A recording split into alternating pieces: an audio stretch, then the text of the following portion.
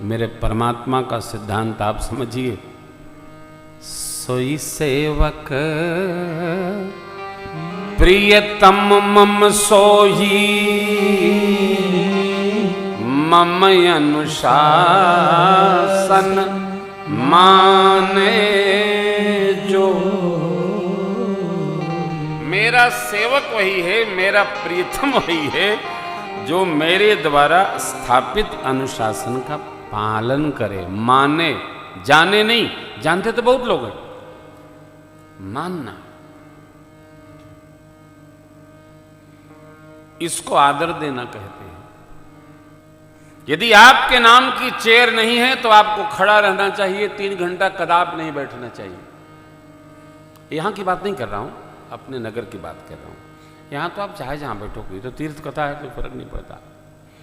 जहां भी आपके नाम की, क्यों, यदि कोई चेयर पड़ी है तो उसकी सेवा ली गई होगी, तभी वहां उसको बिठाया गया है। आप उससे अधिक क्षमता भगवान ने आपको दिया है, सेवा दे करके उस कुर्सी को ले लो। दूसरे का निरादर करने का हमको कोई अधिकार नहीं। जीवन में इस स्वभाव को जीने का अभ्यास करना चाहिए। यही सज्जनता है, यही साधुता भी है, यही भगवान का अनुशासन भी है। Follow it. भगवान शबरी मां को विदा किए।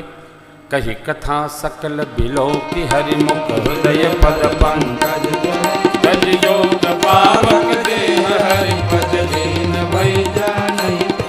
नर विविध कर्मय धर्म बहुमत शोक पद सब त्यागहु। विश्वास करि दास तुलसी राम पद अनुराग। हे हाँ राम पद अनुराग, राम पद अनुराग। जातिहीन अघ जन्म महि मुक्त कीन्हि असिना। महामंद मन सुख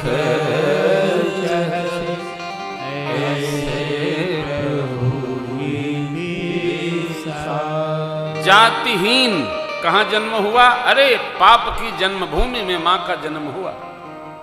ऐसे भी अपनी भक्त्या को भगवान ने मुक्त कीन्हि असिना। वो स्वामी जी मन से कहते हैं, ऐसे भगवान के छोड़कर इधर उधर कहां भटकता है? भटकिए नहीं, चाहे जाना टहलिए।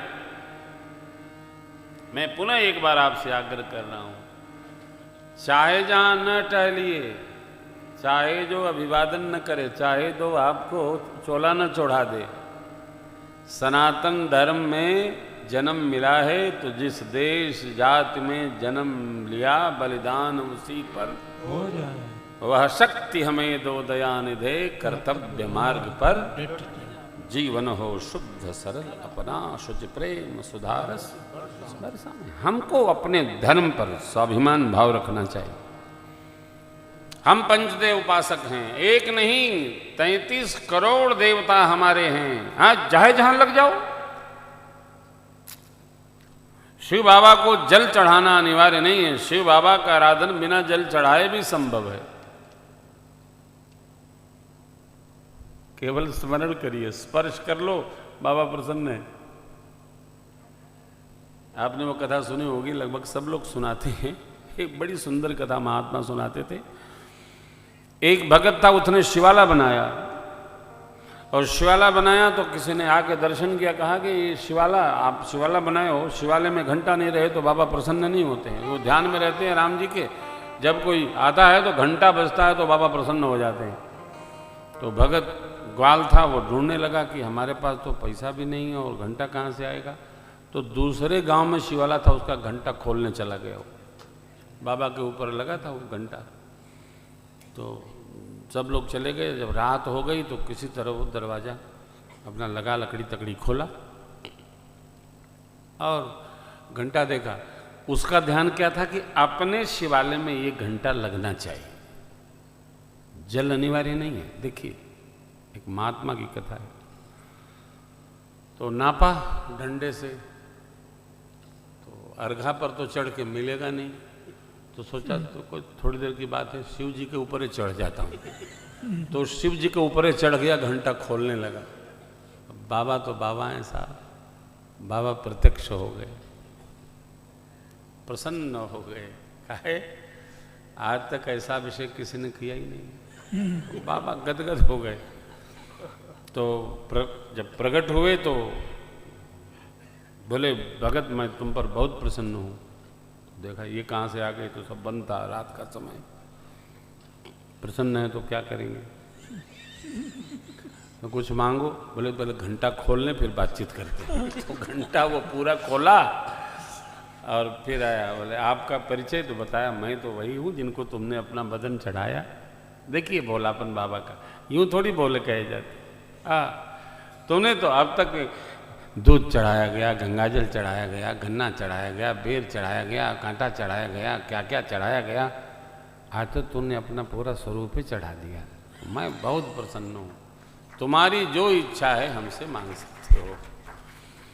भगत ने कहा महाराज कोई इच्छा नहीं है, हमने शिवाला बनाया है, वहाँ घंटा नहीं था, अब आपके पास था तो मैं इसीलिए आया हूँ, और मैं ले जा रहा हूँ। आपके अलावा किसी ने देखा नहीं तो किसी को बताइएगा नहीं, बस यही मेरी इच्छा है।